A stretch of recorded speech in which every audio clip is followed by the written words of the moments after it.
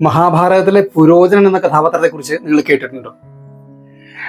ഉടനീളം കാണുന്നൊരു കഥാപാത്രമല്ല എങ്കിലും ഇതിഹാസ കഥയിലെ വളരെ പ്രധാനപ്പെട്ട ഒരു വഴിത്തിരിവ് സംഭവിക്കുന്നിടത്ത് പുരോചനന്റെ സാന്നിധ്യമുണ്ട് എന്നുള്ളതിലാണ് അതിന്റെ പ്രാധാന്യം.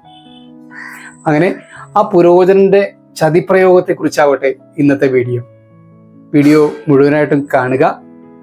നിങ്ങളുടെ സപ്പോർട്ടുകളൊക്കെ ഒരു കമന്റിന്റെ രൂപത്തിൽ തന്നുകൊണ്ട് ചാനലൊന്ന് പ്രചരിപ്പിക്കുക. പാണ്ഡു മഹാരാജാവിന്റെ അകാല മരണത്തെ തുടർന്ന് പാണ്ഡവകുമാരന്മാരെയും കുന്തിദേവിയെയും ഹസ്തിനപുരിയിൽ എത്തിക്കുന്നുണ്ട്. അവിടെ ദ്രോണരുടെ നേതൃത്വത്തിൽ കൗരവ പാണ്ഡവ കുമാരന്മാരെ അസ്ത്ര വിദ്യകളൊക്കെ പരിശീലിപ്പിക്കാനുള്ള ഏർപ്പാടുകൾ ഭീഷ്മർ ഉണ്ടാക്കുന്നുണ്ട്. അങ്ങനെ ഭീഷ്മരുടെ ശിഷ്യത്വത്തിൽ ഈ രണ്ട് കുമാരന്മാരും, കൗരവ കുമാരന്മാരും പാണ്ഡവ കുമാരന്മാരും, വളരെയധികം നയചാതുര്യമുള്ളവരും ആയോധന കലയിൽ മികവുള്ളവരുമായിട്ട് ആയിത്തീരുന്നുണ്ട്. എന്നിരിക്കലും അസ്ത്രശസ്ത്ര വിദ്യകളിലും ഈ ആയോധന കലകളിലും സർവ്വവിദ്യകളിലും കൗരവരെക്കാൾ മികച്ച ശേഷിയും മികവും പുലർത്തിയിരുന്നത് പാണ്ഡവർ തന്നെയായിരുന്നു. ദ്രോണാചാര്യർ അർജുനന്റെ സഹായത്തോടെ ദ്രുപദ രാജാവിന്റെ മേൽ വിജയം നേടിയതും അയൽ രാജ്യങ്ങളിലെ രാജാക്കന്മാരുടെ മേൽ പാണ്ഡവർ നേടിയ വിജയങ്ങളും എല്ലാം തന്നെ കൗരവരിൽ അസൂയ വളർത്തി. ആ അസൂയ വളർന്ന് പാണ്ഡവരെ ഏതു വിധേനയും നശിപ്പിക്കാനുള്ള പല ഗൂഢാലോചനകളും ഹസ്തിനപുരിയിൽ നടന്നു. ആ നടന്ന ഗൂഢാലോചനകളും അതിൻ്റെ അനന്തര ഫലങ്ങളുമൊക്കെയാണ്, അതിലൂടെയാണ് നമ്മളുടെ ഇന്നത്തെ സഞ്ചാരം. കുരുവംശ രാജാക്കന്മാർ രാജ്യഭാരം ഏറ്റെടുക്കേണ്ടുന്ന ഒരു സമയമായപ്പോൾ മൂത്ത പുത്രൻ എന്ന നിലയ്ക്കും സ്ഥൈര്യം കൊണ്ടും സത്യസന്ധത കൊണ്ടും സഹിഷ്ണുത കൊണ്ടും ബോധ്യപ്പെട്ടിട്ട് ധൃതരാഷ്ട്രർ യുധിഷ്ഠിരനെ യുവരാജാവായിട്ട് അഭിഷേകം ചെയ്യുന്നു. വളരെ കുറഞ്ഞ സമയം കൊണ്ട് തന്നെ പാണ്ഡുവിനെ അതിശയിപ്പിക്കുന്ന തരത്തിൽ, പാണ്ഡുവിനെ അനുസ്മരിപ്പിക്കുന്ന തരത്തിൽ മികച്ച ജനസമ്മതി നേടാനായിട്ട് പെരുമാറ്റം കൊണ്ടും ഭരണ നൈപുണ്യം കൊണ്ടും പാണ്ഡുവിനെ അനുസ്മരിപ്പിക്കുന്ന തരത്തിലുള്ള ജനസമ്മതി നേടിയെടുക്കാനായിട്ട് യുധിഷ്ഠിരന് സാധിച്ചു. പഞ്ചപാണ്ഡവർ അങ്ങനെ ചുറ്റുമുള്ള രാജാക്കന്മാരുടെ പേടി സ്വപ്നമായി തീർന്നു. കുരുവംശത്തോട് ശത്രുത പുലർത്തിയിരുന്ന രാജാക്കന്മാരെ ഒന്നുകിൽ വധിക്കുകയോ അല്ലെങ്കിൽ കീഴടക്കി സാമന്തന്മാരാക്കുകയോ ചെയ്തു. അർജുനൻ തന്റെ ഒറ്റത്തേരിൽ ഭീമനോടൊപ്പം പൂർവ്വ ദക്ഷിണ ദേശങ്ങളിലേക്ക് ജൈത്രയാത്ര നടത്തിയിട്ട് അനവധി രഥങ്ങളും അളവറ്റ സമ്പത്തും നേടിക്കൊണ്ട് ഹസ്തിനപുരിയിലേക്ക് മടങ്ങിയെത്തി. അങ്ങനെ ആ പഞ്ചപാണ്ഡവരുടെ നേതൃത്വത്തിൽ കുരുവംശ രാജ്യത്തിന്റെ വിസ്തൃതി വർദ്ധിക്കുക തന്നെ ചെയ്തു. എന്നാൽ പാണ്ഡവർ നേടിയ ഈ വൻ വിജയങ്ങൾ ധൃതരാഷ്ട്രയിൽ അസ്വസ്ഥതയും ആശങ്കയും ഉണ്ടാക്കുകയുണ്ടായത്. അദ്ദേഹം രാജ്യതന്ത്രത്തിൽ മിടുക്കനായിട്ടുള്ള കണികനെന്ന് മന്ത്രിയെ വിളിച്ചിരുത്തിയിട്ട് ഇങ്ങനെ ചോദിച്ചു: പാണ്ഡവർ നേടിയ ഈ വിജയങ്ങൾ എന്നിൽ അമ്പരപ്പും അസ്വസ്ഥതയും ഉണ്ടാക്കുന്നുണ്ട്, ഒപ്പം അനൽപമായ അസൂയയും. അവരെ ഞാൻ യഥാർത്ഥത്തിൽ മിത്രങ്ങളായോ ശത്രുക്കളായോ ആണോ എങ്ങനെയാണ് പരിഗണിക്കേണ്ടത്? നിങ്ങൾ പറയൂ. താങ്കൾ പറയും പോലെ പ്രവർത്തിക്കാം. കൂർമ്മബുദ്ധിയായ ആ മന്ത്രി ധൃതരാഷ്ട്രോട് ഇങ്ങനെ പറഞ്ഞു: സമരസന്നദ്ധമായ കരുത്തുറ്റ കരങ്ങളിലാണ് രാജാവിന്റെ ശക്തി കുടികൊള്ളുന്നത്. ശത്രുവായി തീർന്നാൽ പുത്രനും സഹോദരനും സ്നേഹിതനും എന്തിന് പിതാവും ഗുരുവും പോലും വധിക്കപ്പെടണം. ഭീരുവിനെ കീഴ്പ്പെടുത്തണം, ശൂരനെ ചതിക്കണം. അതിന് ഏതു മാർഗവും അവലംബിക്കാം. സാമദാന ഭേദദണ്ഡ ചതുർപായങ്ങളിൽ ഏതു മാർഗവും നമ്മുടെ യുക്തിക്കനുസരിച്ച് ഉപയോഗിക്കാം. ശക്തരായ പാണ്ഡവരിൽ നിന്ന് രക്ഷ നേടുവാനായിട്ടുള്ള ഉചിത മാർഗങ്ങൾ കണ്ടെത്തണം. അതിന് തക്ക ഭരണ നടപടികൾ ഉണ്ടായില്ലെന്നുണ്ടെങ്കിൽ പിന്നീട് ദുഃഖിക്കേണ്ടി വരും. ധൃതരാഷ്ട്ര രാജാവിന് ഇത്തരത്തിലൊരു ഉപദേശം നൽകിയിട്ട് കണികൻ അദ്ദേഹത്തിന്റെ വസതിയിലേക്ക് പോയി. യുധിഷ്ഠിരന് ലഭിച്ചു വരുന്ന വർദ്ധിച്ച ജനപ്രീതി ദുര്യോധനിൽ വളരെയധികം അസ്വസ്ഥതയുണ്ടാക്കി. അസ്വസ്ഥത അദ്ദേഹത്തിൽ അസൂയയായി വളർന്നു. അദ്ദേഹം അച്ഛനെ സമീപിച്ചിട്ട് ഇങ്ങനെ പറഞ്ഞു: അച്ഛാ, ഭീഷ്മ പിതാമഹൻ കഴിഞ്ഞാൽ ജനങ്ങൾക്ക് രാജാവായി കാണാൻ ഏറ്റവും ഇഷ്ടം യുധിഷ്ഠിരനെയാണ്. അങ്ങേക്ക് അവകാശപ്പെട്ട രാജ്യാവകാശം അങ്ങയുടെ അന്ധത മൂലവും സ്വന്തം സാമർഥ്യം കൊണ്ടും പാണ്ഡു മഹാരാജാവ് കൈക്കലാക്കുകയുണ്ടായത്. അതിനെ തുടർന്ന് പാണ്ഡു മഹാരാജാവിന്റെ പുത്രന്മാർ തന്നെ രാജാവായിട്ട് വന്നു കഴിഞ്ഞിട്ടുണ്ടെങ്കിൽ പിന്നീട് ഞങ്ങളുടെ സന്തതി പരമ്പരകൾ ഒരിക്കലും തന്നെ രാജ്യാവകാശത്തിന് അർഹരല്ലാതായി മാറും. ആ ഒരു അവസ്ഥ വന്നു കഴിഞ്ഞിട്ടുണ്ടെങ്കിൽ ക്രമേണ പ്രജകളും നമ്മളെ പുറന്തള്ളുക തന്നെ ചെയ്യും. അങ്ങനെ വന്നാൽ ഞങ്ങളുടെ വരും തലമുറ എന്നേക്കുമായിട്ട് അവരുടെ അടിമകളായി തീരും. നമ്മളുടെ ഏത് ആവശ്യത്തിനും അന്യന്റെ മുമ്പിൽ കൈ നീട്ടേണ്ടി വരുമെന്നുള്ള സാഹചര്യമൊക്കെ ഉണ്ടാകുമെന്നൊക്കെ പറഞ്ഞിട്ട് ദുര്യോധനൻ ധൃതരാഷ്ട്ര മഹാരാജാവിന്റെ മനസ്സ് കലുഷിതമാക്കി. എന്തെങ്കിലും കാരണം പറഞ്ഞ് പാണ്ഡവരെ വാരണാവതത്തിലേക്ക് പറഞ്ഞയച്ചാൽ അവരെക്കുറിച്ചോർത്തുള്ള ഭയം ഇല്ലാതാക്കാനുള്ള വഴി ഞങ്ങൾ കണ്ടെത്തിക്കൊള്ളാമെന്ന് ദുര്യോധനൻ അച്ഛനോട് പറയുന്നു. മകൻ പറഞ്ഞ കുൽസിത ചിന്തകളോട് ധൃതരാഷ്ട്രം അനുകൂലിക്കുന്നു. ഭീഷ്മരും ദ്രോണരും വിതുരരും ഒന്നും അനുകൂലിച്ചില്ലെങ്കിൽ കൂടിയും എന്തെങ്കിലും തക്കതായിട്ടുള്ള കാരണം പറഞ്ഞ് പാണ്ഡവരെ വാരണാവതത്തിലേക്ക് പറഞ്ഞയക്കണം എന്ന് തന്നെ ധൃതരാഷ്ട്രം മനസ്സിൽ പറഞ്ഞുറപ്പിക്കുന്നു.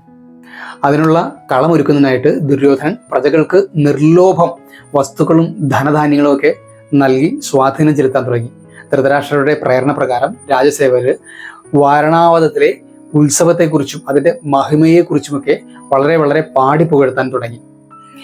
വളരെയധികം സർവ്വജനങ്ങളും ആ പ്രദേശത്തെ സർവ്വജനങ്ങളും വന്ന് സമ്മേളിക്കുന്ന വളരെ ഹർഷോന്മാദം നൽകുന്ന ആ ഉത്സവത്തെക്കുറിച്ച് നിരന്തരം കേട്ടു തുടങ്ങിയപ്പോൾ അവിടേക്കൊന്ന് പോയി അതൊന്ന് കാണണമെന്നുള്ള മോഹം, അതിനുള്ളൊരു സന്നദ്ധത ചെറുതായിട്ട് പാണ്ഡവരിലും വന്നു തുടങ്ങി. കാര്യങ്ങൾ താൻ ആഗ്രഹിച്ച തരത്തിൽ വരുന്നുണ്ട് എന്ന് മനസ്സിലാക്കിയ ധൃതരാഷ്ട്രർ പാണ്ഡവരെ വിളിപ്പിച്ചിട്ട് പറഞ്ഞു, വാരണാവതത്തിലെ ഉത്സവത്തെക്കുറിച്ച് നിങ്ങൾ കേട്ടിരിക്കുമല്ലോ, നിങ്ങൾക്ക് പോകാൻ ആഗ്രഹം ഉണ്ടെന്നുണ്ടെങ്കിൽ പോയിക്കോളൂ. അത് രാജോചിതമായിട്ടുള്ള രീതിയിൽ വേണമെന്ന് മാത്രം. അവിടുത്തെ ബ്രാഹ്മണർക്കും കലാകാരന്മാർക്കും സംഗീതജ്ഞന്മാർക്കും കൊടുക്കാനുള്ള സമ്മാനങ്ങളും കൂടെ കരുതിക്കോളൂ എന്ന് പറഞ്ഞു. തങ്ങളെ ഇവിടെ നിന്ന് പറഞ്ഞയക്കാനുള്ള ധൃതരാഷ്ട്രന്റെ ധൃതി കണ്ടിട്ട് യുധിഷ്ഠിരന് സംശയം തോന്നാതിരുന്നില്ല. എങ്കിലും അദ്ദേഹം അത് പുറത്ത് പ്രകടിപ്പിച്ചില്ല. പാണ്ഡവർ വാരണാവതത്തിലേക്ക് പോകാനുള്ള സന്നദ്ധത പ്രകടിപ്പിച്ചതിന് പിന്നാലെ ദുര്യോധനൻ തൻ്റെ ഏറ്റവും വിശ്വസ്തനായ മന്ത്രി പുരോചനനെ വിളിച്ചിട്ട് പറഞ്ഞു, അച്ഛൻ്റെ നിർദ്ദേശപ്രകാരം പാണ്ഡവർ വാരണാവതത്തിലേക്ക് പോകാനായിട്ട് തയ്യാറെടുക്കുന്നുണ്ട്. അവർ അവിടെ ചെല്ലുന്നതിന് മുമ്പ് താങ്കൾ അവിടെ ചെല്ലണം. എന്നിട്ട് പട്ടണത്തിൽ നിന്ന് വളരെ അധികമല്ലാതെ ഒരു രാജമന്ദിരം, അവർക്ക് താമസിക്കാനായിട്ടുള്ള രാജമന്ദിരം നിർമ്മിക്കണം.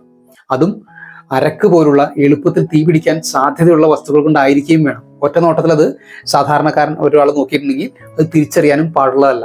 എന്നാൽ തീ കൊളുത്തിയാൽ പെട്ടെന്ന് ചാമ്പലാകുന്ന തരത്തിലുള്ളതുമായിരിക്കണം. മന്ദിരം പൂർത്തിയാക്കിയിട്ട് കുന്തിയെയും മക്കളെയും അച്ഛൻ്റെ ഇഷ്ടപ്രകാരം എന്ന തരത്തിൽ അവിടേക്ക് വിളിപ്പിച്ചിട്ട് അവർക്ക് അവരാഗ്രഹിക്കുന്ന സർവ്വ സൗകര്യങ്ങളും അവിടെ ചെയ്തു കൊടുക്കാനും മറക്കരുത്. നമ്മുടെ ഗൂഢപദ്ധതി മറ്റാരും അറിയാതെ രഹസ്യമായിട്ട് സൂക്ഷിക്കുക. എന്നിട്ട് പറ്റിയ ഒരു അവസരത്തിനായിട്ട് കാത്തിരിക്കുക.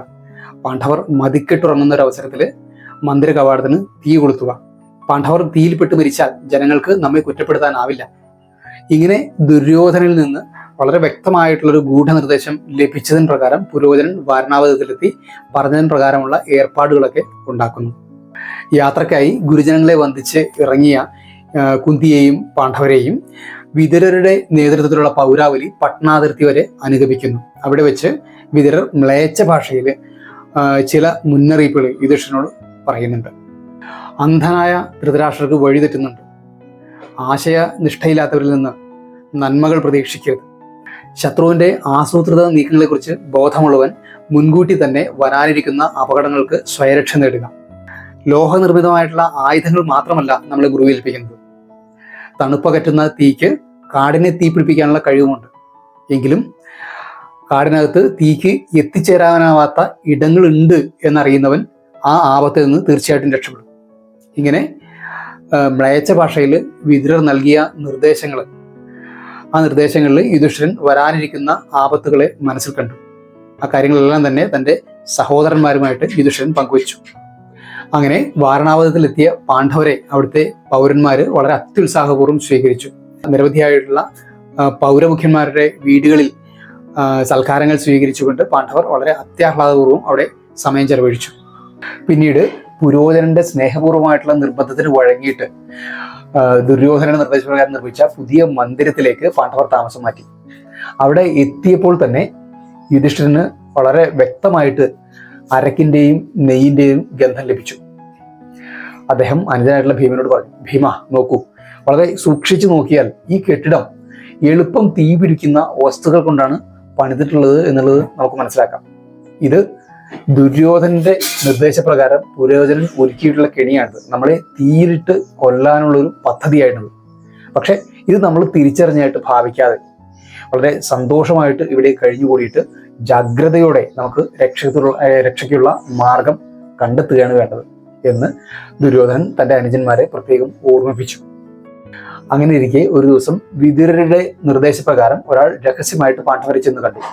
മണ്ണിനടിയിലൂടെ തുരങ്കം നിർമ്മിക്കുന്ന പണിയിൽ അയാൾ അതിവിദഗ്ധനാണെന്ന് പാണ്ഡവരെ ധരിപ്പിച്ചു. ഒപ്പം മറ്റൊരു ഗൂഢമായിട്ടറിഞ്ഞ കാര്യം കൂടി അയാൾ പറയുകയാണ്. വരുന്ന അമാവാസി ദിവസം രാത്രി പാണ്ഡവർ സുഖമായി ഉറങ്ങുന്ന നേരത്ത് പുരോചനൻ ഈ മന്ദിരത്തിന് തീ കൊളുത്താനാണ് പദ്ധതിയിട്ടിരിക്കുന്ന വിവരം കൂടി രഹസ്യമായിട്ട് അറിഞ്ഞിട്ടുള്ളത് അയാൾ പാണ്ഡവരോട് പങ്കുവച്ചു. പാണ്ഡവരെ ഈ അത്യാപത്തിൽ നിന്നും രക്ഷപ്പെടുത്താനായിട്ട് വിതുരരുടെ സഹായി അവർ താമസിച്ചിരിക്കുന്ന മന്ദിരത്തിൽ നിന്ന് ആരംഭിച്ച് സമീപത്തുള്ള വനത്തിലെത്താൻ പറ്റുമാറ് ഒരു രഹസ്യമായിട്ടുള്ള തുരങ്കപാത നിർമ്മിച്ചു. പാണ്ഡവർ അതിലൂടെ പലയാവർത്തി സഞ്ചരിച്ച് സമീപത്തുള്ള വനത്തെക്കുറിച്ച് ഒരു പരിചയം വരുത്തി. അങ്ങനെ അമാവാസി ദിവസം വന്നെത്തി. ദുര്യോധനൻ തന്നെ അനുജന്മാരോട് ഇങ്ങനെ പറഞ്ഞു: നമുക്ക് രക്ഷപ്പെടാനുള്ള അവസരം അടുത്തിരിക്കുന്നു. ദുഷ്ടനായ പുരോചനനെ ഇതിനുള്ളിലിട്ട് തീ കൊളുത്തിയിട്ട് വേണം നമുക്ക് സ്ഥലം വിടാനായിട്ട്. എന്നാൽ ദുര്യോധനന് സംശയം തോന്നാനും പാടില്ല. തൊട്ടടുത്ത ദിവസങ്ങളിൽ കുന്തി മാതാവ് സമീപസ്ഥരായിട്ടുള്ള പാവപ്പെട്ടവർക്കായിട്ടൊരു മൃഷ്ടാന്ന ഭോജനം നൽകേണ്ടായി. നിർഭാഗ്യമെന്നോണം ഒരു കാട്ടാള സ്ത്രീയും അവരുടെ 5 മക്കളും ആ ഭോജനത്തിൽ പങ്കെടുത്തിട്ട് മൂക്കുമുട്ട ആഹാരം കഴിച്ചിട്ട് കൊട്ടാരത്തിനകത്ത് തന്നെ മതിക്കിട്ട് കിടന്ന് ഉറങ്ങിപ്പോയി. കൊടുങ്കാറ്റ് ചീറിയടിക്കുന്ന കനത്തിരുണ്ട രാത്രിയിൽ ഭീമസേനൻ പുരോചനൻ കിടന്നിരുന്ന മുറിയുടെ ഭാഗത്ത് പുറത്തേക്കുള്ള വാതിലുകൾക്കും തീകൊളുത്തി. അനന്തരം പാണ്ഡവർ കുന്തി മാതാവിനോടൊപ്പം നേരത്തെ രഹസ്യമായിട്ട് സജ്ജീകരിച്ചിരുന്ന മാർഗത്തിലൂടെ വനത്തിലേക്ക് രക്ഷപ്പെട്ടു. ഇതാണ് മഹാഭാരതത്തിൽ പറഞ്ഞിട്ടുള്ള അരക്കില്ലത്തിൽ നിന്നും പാണ്ഡവർ രക്ഷപ്പെടുന്ന കഥാസന്ദർഭം. ഇന്നത്തെ കഥനം നമുക്ക് ഇവിടെ നിർത്താം. എല്ലാവരും സബ്സ്ക്രൈബ് ചെയ്തുകൊണ്ട് ചാനൽ സപ്പോർട്ട് ചെയ്യുന്ന കാര്യം മറക്കല്ലേ. അപ്പോൾ വരുന്ന വീഡിയോകളിൽ നമുക്ക് കണ്ടുകൊണ്ടേയിരിക്കാം, ഇതിഹാസ കഥകൾ കേട്ടുകൊണ്ടേയിരിക്കാം. എല്ലാവർക്കും നമസ്കാരം.